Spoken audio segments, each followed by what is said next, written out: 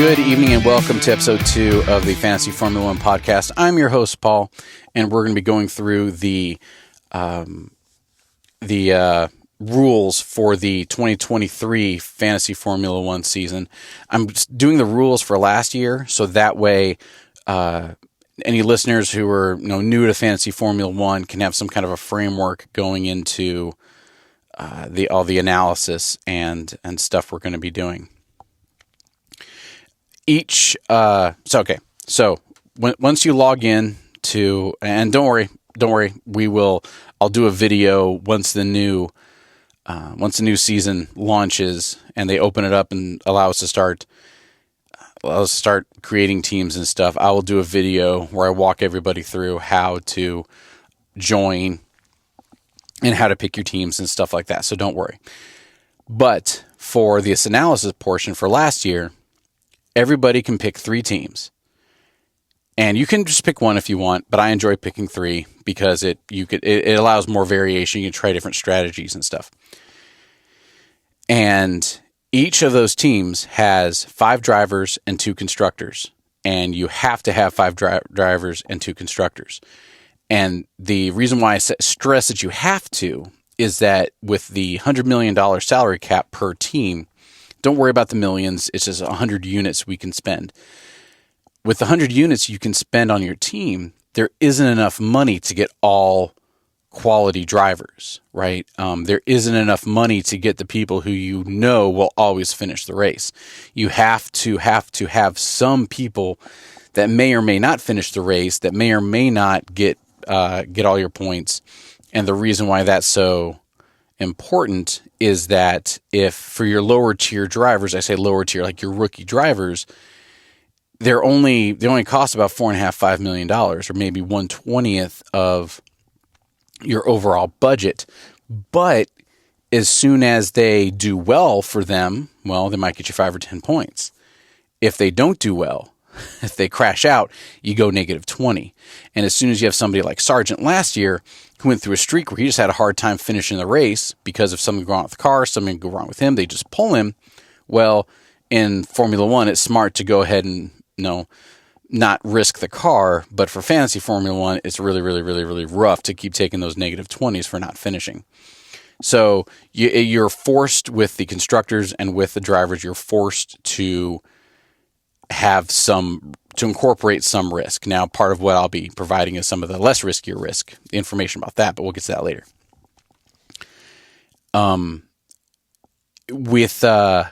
You can change. So unlike fantasy football, all right, and this is important. There's only 20 drivers and there's only 10 constructors. Unlike fantasy football, where as soon as I have a quarterback, no one else in my league can have it. Well, we're playing worldwide against over 2 million other people. So we can all have, in theory, there's a non-zero probability that we all have the exact same teams. It won't happen. I did the math about how many teams, and it was in the tens and 20s of thousands, different variations, if not more. But but as soon as all the values change after every race, values go up and values go down. So if I don't get somebody on my team now, next race their value goes up a little bit. Well, I might not be able to afford them now that their price went up.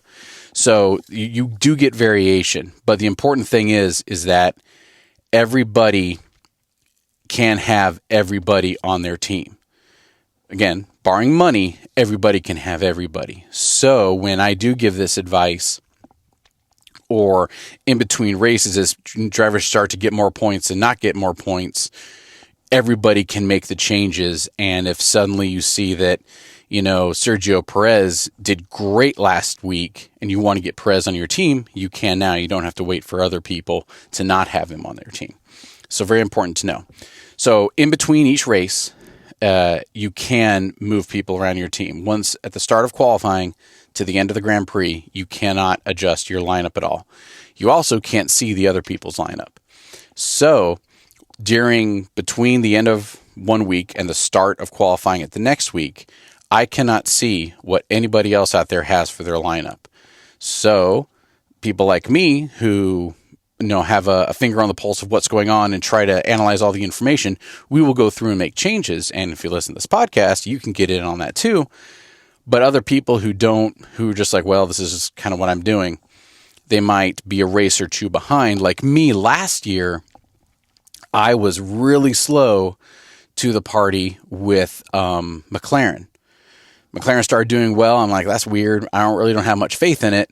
And I was 2 races behind, jumping on that curve to get McLaren on my team.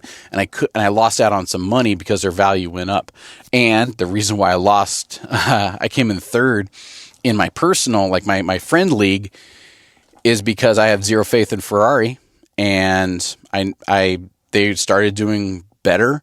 And I thought it was a fluke. I didn't want to put them on my roster. Somebody else did. Ferrari started increasing in value again. And towards the end, I couldn't get Ferrari on my team. I was able to look at what they were doing with this other team, with this other guy who was my only real competition in this little 16-person league I was in. They started climbing, but I couldn't afford to get Ferrari back and keep all the good players because he had gotten Ferrari when they weren't doing so hot. And he was earlier to the McLaren party than I was. So I had to do a different strategy to try and hope that it worked out, and it didn't. And they ended up beating me by like 12 points out of the 6,000, however many points are all season. I lost by 12 points. That hurt. But this is the reason why I lost by the 12 points is because you can change, but you can't see what's going on in between the weeks. So, and you're limited to 2 changes in between the weeks, but 1 change can carry over. So if I don't touch my team now, next week I'll have 3 moves. I can swap out 3 people free, but then I start taking negative points. I think it's like -2 or -4 for every additional change.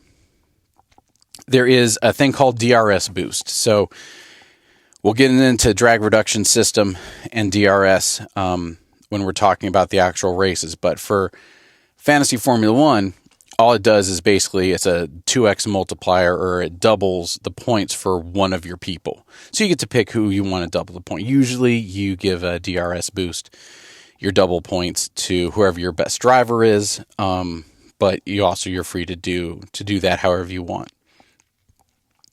With the changes, we talked about that. I'm going through their frequently asked questions here, and I'm using that as like my outline.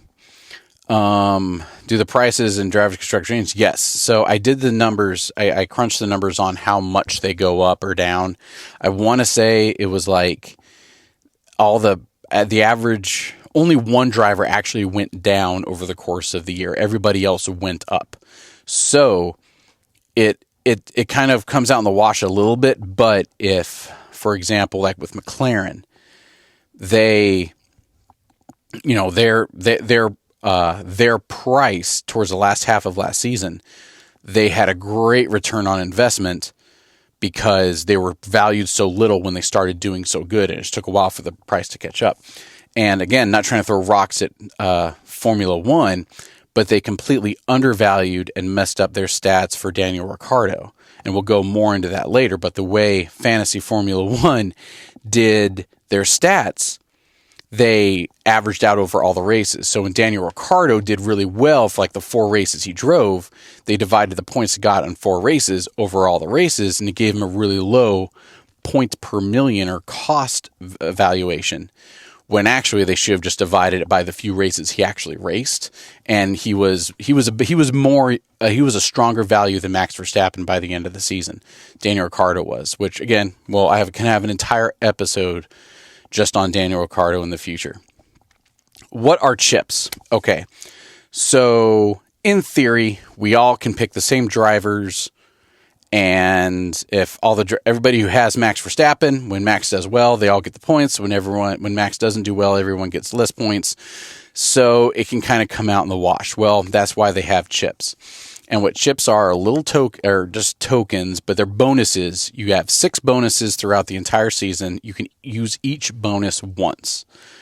One of the bonuses is like a 3 times multiplier that you can put on one driver. Another bonus is that you can have an unlimited budget for one race, and then your price all revert back. Another one is you can have unlimited changes in your roster without worrying about budget until the next race, but you have to keep it, not saying not without worry, but you can have unlimited trades without worrying about any trade penalty between now and the next race, things like that. And that is where the knowing how it works really comes in handy, because as soon as you're like, wow, I want to use my 3X, and this is stupid me, what I did last year, I was like, well, early on in it, I was like, well, I'm just going to go ahead and use my 3X multiplier on Max Verstappen now because he's doing great. He's doing wonderful. It's fine. Well, yeah, but I ended up not using it on Max Verstappen on a race that he was really solid in. He still won, but he didn't qualify the best, or however it worked out. So I ended up not getting as many points, not using it correctly, if that makes sense. And we'll go into how to use the chips later on. But the important takeaway from that is there are these little ways to give yourself an edge or not. And if you and I have identical teams, and then I use my 3X multiplier and you don't, and our best guy does worse, well, now I get a massive downtake and you only get a little bit of downtake. Or if there's a track that both, Ferrari and Mercedes are really, really good at, well, then you can use your no limit token, and suddenly you have Red Bull, Ferrari, and Mercedes and all these rich teams on your team for one race, and you can fully capitalize on it. When I go ahead and put, not me, I wouldn't do this, but when if I misuse that token and I get no Ferrari and Mercedes on my team, and they decide I'll crash into each other, and I go negative 15 million points, it can work against you. So that is how we can kind of ink our way out, and over the course of 24 races, we can get these big deltas between who's doing well and who's not. What is the autopilot chip? Okay, so the autopilot. So we'll go into those. You don't need to worry about what all those different chips are. Partially because it doesn't impact our driver analysis too much. That's more of how to play, and we will spend lots of time talking about the chips and stuff. But when we have the results for next year, when we have the rule book for the 2024 season, I'll go into it ad nauseum. With leagues, okay. So leagues are a fun way. Okay, cool. How do you join a league? So once you create your 3 teams, and this was very confusing for me when I first started doing it. You don't join a league and then create a team. So if you play fantasy football, welcome to the league. You're in a league now, and you make your team for that league. Well, that's not how it works with Fantasy F1. You create your account and you create your 3 teams, and then you go to the league list and you get to see which one you want to have play in different leagues. And some leagues allow all 3 teams to be in. Some leagues don't. But as you manage your teams, that team's performance will be played in all the leagues. And there is one global league that has a 2.4 million people that is like the serious one that you want to do really well, and you can only have one team in that. So you pick your primary team to be in that league. Let's see here. Can you create your own league? Yes, you can. And you can join however many leagues you want. I was in several leagues. There's a podcast I listened to, and they ran a league for their podcast, and so I was in on that. And you can create your own leagues. Like I was in we had a group of us from work. There's like 16 people all over the world now. We got into it when we were all in the same place, and now we're all spread out. You create your own leagues, and yeah, there's mini leagues and stuff. But the punchline is, for you, take away now, that you create your drivers, and then the same drivers, as you manage them, play out in all sorts of different leagues. For scores, yeah, okay, so let's get into scoring. So for a normal race, there's either 3 practice sessions called free practice 1, 2, and 3. And then there's a qualifying where all 20 people go around the track. Whoever the top 15 continue on, bottom 5 or P16 through 20 at the starting grid. And then those 15 run around. The bottom 5 there are 11 through 15. And then the final 10 go, and that is the 20-person starting grid. As that qualifying happens, whoever gets the pole, the first position, gets 10 points, second place gets 9, all the way down. Ninth place gets 2 points, 10th place gets 1 point, 11 through 20 get 0 points. And here's the hard part. If no time is set, you get -5 points. So, and this has happened before, if a car crashes in practice, or if there's just some sort of mechanical malfunction, or the driver's sick or whatever, teams have decided to, you know what, they're not even going to play in qualifying, and they'll just go ahead and start number 20. As soon as they don't play in qualifying, or they don't set a time, this happens again, cars will wait until the very last minute to try and get a hot track with hot tires and blah, blah, blah, a bunch of stuff we'll talk about later. And as soon as they get out to make their qualifying time, a car hits the wall, red flag, everything stops, and they don't get a time in. And if you're disqualified from qualifying, it's -15 points. For the constructors, if neither driver reaches the second stage of qualifying, then they get -1 point. If one driver gets the second stage, they get +1 point. If both drivers get to the next stage, you get 3 points. One driver gets to the final, you get 5. If both drivers get to the final stage of qualifying, you get 10 points. For the sprints, and sometimes there is a little sprint race, which is designed, which I have mixed feelings about. They're basically designed to give the paying fans who show up there another race to watch. It's about a third the size of a third of the distance of a regular Formula One Grand Prix.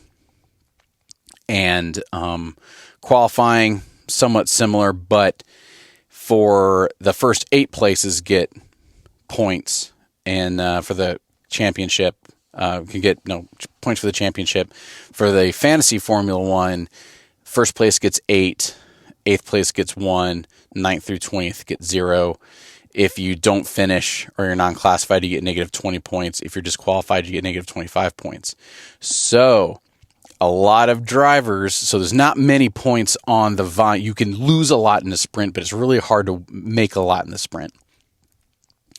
And a lot of drivers, you will find they will work hard in qualifying, and with the sprint race, they try not to lose, but they don't they're not risking a lot in the sprint race, because the sprint race on the weekend happens on Saturday. The race is on Sunday. If you and I are racing and we ball it up in the sprint race, well, now my car's out and I miss out on all the points in the actual race. So I have mixed feelings about that. There will be a lot of it's kind of controversial for me. It is, but that's a topic for another podcast. Now, okay, so the big points in the race, right? For every position you gain, you get 1 point. A position lost, you get -1 point. For an overtake, you get 1 point. Fastest lap, you get 10 points. And if you get drivers of the day, you get 10 points as well. Now for the overtake. Now this is important. Sorry, for the positions gained or lost. Here's the fine print. Ready? And this is very important for the analysis we're going to be going into. Okay, so I promise I'm not wasting your time. Positions gained and lost are calculated on the starting and finishing position of the driver, and they are not their qualifying result. So what that means is, if you and I are in qualifying, I qualify the best, you qualify second best, but I have to change my engine or my gearbox or whatever, I might get a 5-place grid penalty. And so as far as it's concerned, I qualified P5. For the points, I don't automatically lose points just because I took that penalty. Unclassified drivers will not have any positions lost calculated. Instead, they will receive the -20 point penalty. So if I'm starting in first and I spin out and the entire field passes me, and then I start driving again, well, I just lost 20 places on merit, or 19 places on merit. I have -19 points. But as soon as I just hit the wall and I crash, well, they just give me the -20 and they don't compound them. Cars starting from the pit lane will be considered to have started from a position relative to the last car on the grid. So they start at 20. So this is important too. Overtakes are considered valid when one driver legally passes another on the track and the driver passed was not entering or in the pit lane or suffering a car failure or going unreasonably slow. This is cool, and this is where in Fantasy Formula One there's a lot of room for points, all right? So take somebody like Max Verstappen, or take anybody. If I have, and this is why I should say like Daniel Ricciardo did really well. If I qualify number 20 and I pass the back 5 cars, right? Well, I just passed 5 on I passed 5 on merit on the track, so I just got 5 points. I'm nowhere near the points. I'm in no risk of winning, but I got 5 points. Now it's time to pit, right? And let's say I go into the pits and they're getting my tires and an air gun breaks, or it's just a slow pit lane, or I almost hit somebody or whatever, fine. But while I'm in pit lane, everybody passes me. These aren't negative points because I'm in pit lane. Then as soon as I go back out, now I'm in the 20 and I repass those same 5 people again before the end of the race. I just got 10 points and all I did was pass the same 5 people twice. So that passing really comes into play as soon as you have somebody who's really, really good who qualifies poorly. Well, that's great. Like Max Verstappen, the best points he ever scores when he had a couple penalties for like an engine change or something. Or he just, I forget, maybe he just didn't qualify very well. And he started P15. So what did he do? He passed the entire field, got 15 more points, and got the points for winning. Speaking of points for winning, when you win a race, when you win a Grand Prix, the driver gets 25 points for first, 18 for second, 15 for third, 12 for fourth, 10 for fifth, 8 for sixth, 6 for seventh, 4 for eighth, 2 for 9, 1 point for P10. So there's a huge drop off after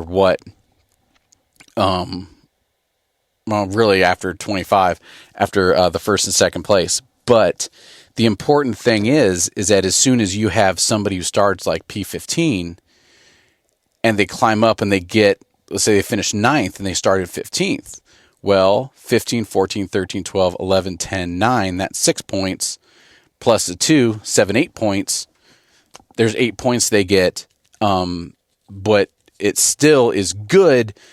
But the big points are if you win, and which is why in the 2023 season, when Max Verstappen was constantly winning, everybody got Max Verstappen. Everybody put their 2x multiplier on Max Verstappen, so it was a constant 50 points at least every time. And then again, it's more if you get the fastest lap and stuff like that. And then if for the constructors, if you have a car with the fastest pit stop, you get 10 points. Second fastest pit stop, 5. Third fastest pit stop, 3. Now, just bonuses for constructors. This is important, and we'll go into it again later. But when I crunch the numbers, there are some constructors who just on these little 2.5 point, 10 point bonuses over the course of the season, they got more points in bonuses than the teams and drivers of some of the other teams and drivers did on merit all year.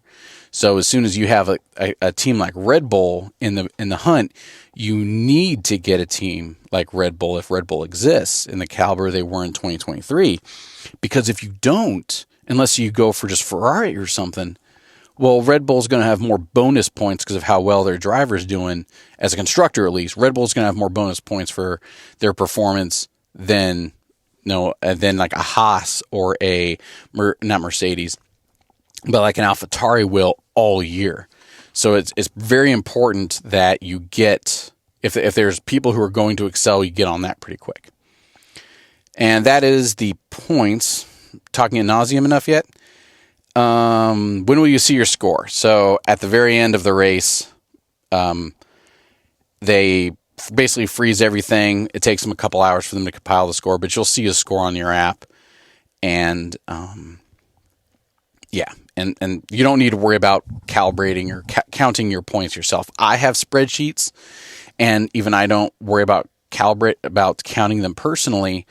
I just copy and paste the results in and run my own statistics based off of their points. But I also run my own statistics based off of placements and timing and stuff, which is why I disagree with some of the conclusions they've made, but that's okay. More and countries. Yeah. Okay. So there's that, and there are the points, and that is the not so succinct nutshell about how fantasy F1 works. It's all down to driver selection. It's very important, and sometimes, man, and that's a great thing about racing is anything can happen, but it normally doesn't.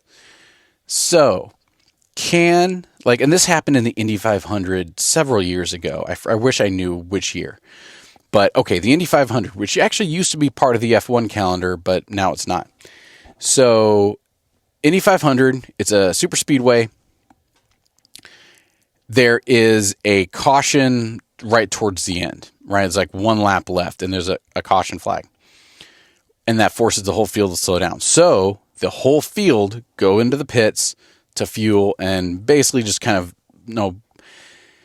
to buy their time, to play it conservatively. Everybody goes in order, and usually you'll leave in order, and it's fine. Well, the last place car, again, I forget the gentleman's name, decided that he wasn't going to go to the pits.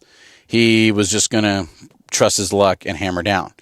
The car ran out of gas a quarter lap from the finish line. After he kept going, all the other cars left the pits. By the time they were catching up to him, it was the last lap. He ran out of gas, coasted across the finish line, and he won the Indy 500. Now, do things like that happen? Yes, they do. It can happen. Anybody can win a race. At the opening lap, I've seen Sergio Perez go out turn one, lap one. I've seen, Lewis Hamilton go out turn one, lap one. I think Max Verstappen even has too. Not recently, but he has. So that turn one, lap one, everyone's bumping wheels. It's the closest a lot of those back of the pack drivers ever will be to leading, and they muscle for rank a lot. Anybody can crash. Anybody can get ahead. Anybody can be out at any minute. Normally it doesn't happen though. So I strongly encourage, and I do this with one of my teams, oh, well, if Max crashes and this person's tire goes out and, well, if this isn't a very good track, then yeah, maybe this person will win. Yeah, maybe they will. And if it happens, you'll look like a genius, but it won't happen. And it will not in the long run benefit you. And the solid example for that is there's a lot of people. So I started rooting for Max Verstappen back in 2020 when he was the young guy who was rivaling, when he was challenging, I should say, Mercedes and Lewis Hamilton for the championship, right? So I was rooting for him ever since he was an underdog. Now that he's on top of it and just won his, third championship in a row, there's a little bit of Max Verstappen hate going around, which is fine. As soon as you're winning a lot, people don't like you. And so there's some people who I'm going to bet against Max Verstappen. I'm not going to have Red Bull. I'm not going to have Max Verstappen on my fantasy team so that way, as soon as he does crash, I'll get a whole lot of points. Yeah. And the reason why I'm talking about it now is because I had that idea. The problem is, at least for last year, and we'll see how the rules change this year, Max Verstappen and Red Bull and Sergio Perez, we talk about Perez, there's some drama about if he's a good driver or not. The dude's amazing. He still got second in the championship, right? The only reason we're not sitting here with Sergio Perez on our shoulders is because Max Verstappen exists. All right? He's kind of messing up not in a bad way, but he's skewing it. He's skewing the results, okay? So as soon as in fantasy Formula One, you want to play with your heart and root against somebody like Red Bull because they're so dominant, you can. But after you sit on the sidelines and wait for 2 races, especially last year, if you wait for 2 races for Red Bull to make a mistake before they do, well, then now you will literally, and I'm not being facetious here, you will be hundreds of points behind. You just will.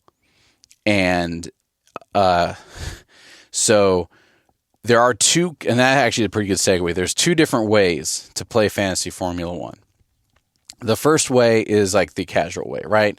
Maybe you watch the races, maybe you don't. Your friend asks you to get into a league, and so you do. And you want to just kind of like have your good players, and maybe you want to have that one player. You want to be against Max Verstappen, you want to be for Sergio Perez, or you want to, whatever. You have your home team, which is fine, cool, and you probably won't win, but you'll put up a good showing. And I'm here to help you with that, right? I will absolutely give you recommendations as to who the good, stable drivers are. You're probably not going to win the entire championship with them, but you'll put on a good show. Yeah, that's perfectly okay. And if your passion is to have distrust for, or you don't want Red Bull, you don't want Mercedes, or you really, really, really want, Williams or something like that, absolutely. I can help you. I can advise you. We can get the best team that's within that construct that you want.